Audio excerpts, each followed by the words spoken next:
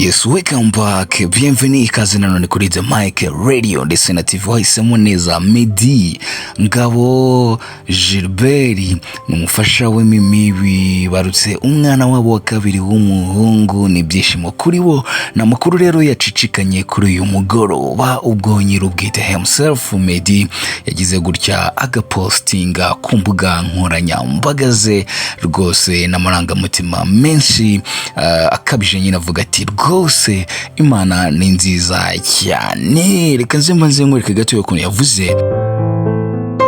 Yes, ubwo rero yagize atya akavuga ati surely God's goodness and mercy shall follow me. It's Mimi Mehfira. I love you forever. My son Zayn M Ngabo. Umwana rero akaba bamwise M Ngabo Zayn, akaba rero ari umwana wabo Wakabiri. Rwose urumva ko ari ibyishimo bikomeye cyane kuri uyu muryango w'abasari bakomeye cyane. Murabizi ko rero ubundi mu busanzwe bita Meddy amakuru ye nyine akunze kuba ari ibanga cyane rwose kugira ngo azashyire inkuru ze hanze, nuko nyine biba bimuturutse mu ndiba z'umutima. Bari bamaze igihe abantu bahwihwisa bavuga bati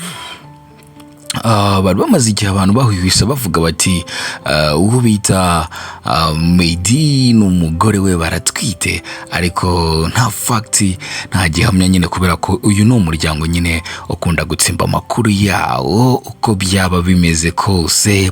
Mwahwihwisa mutahwihwisa, bo nibo badesida, nibo bafata umwanzuro kuvuga bati reka tubatemo what's going on. Ubwo rero murabizi yuko nyine nyuma yuko uyu mugabo nateye ishoti kijyanye na Shakira Music, yahise ahura nyine n'ikintu cyitwa kwita ku nshingano z'urugo gusa, akanatubwira ko yerekeje nyine muri gospel music, ibintu byababaje abantu benshi cyane, ariko wenda bigashimisha n'abandi bo mu gisata cya gospel music nkuko nyine twagiye tubibona nabo nyine babigaragaza.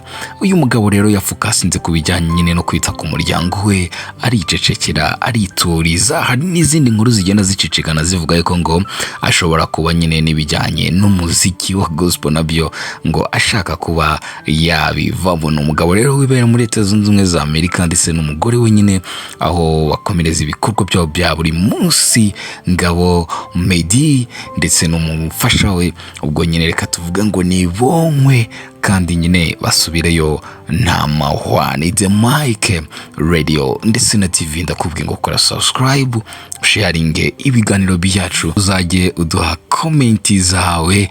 Nagusezeranyije one day kuzumva wishimye by'umurengera ubidukesha, kandi ni as soon as possible. Thank you so much, ladies and gentlemen. I'm signing out. Bye. Ciao, ciao. I love you.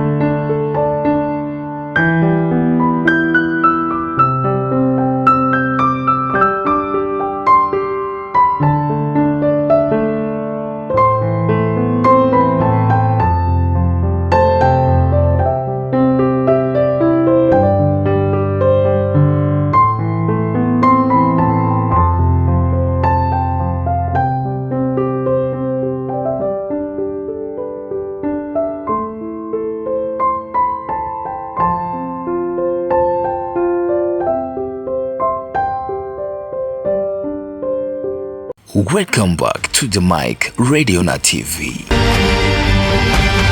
Welcome back to The Mic Radio na TV.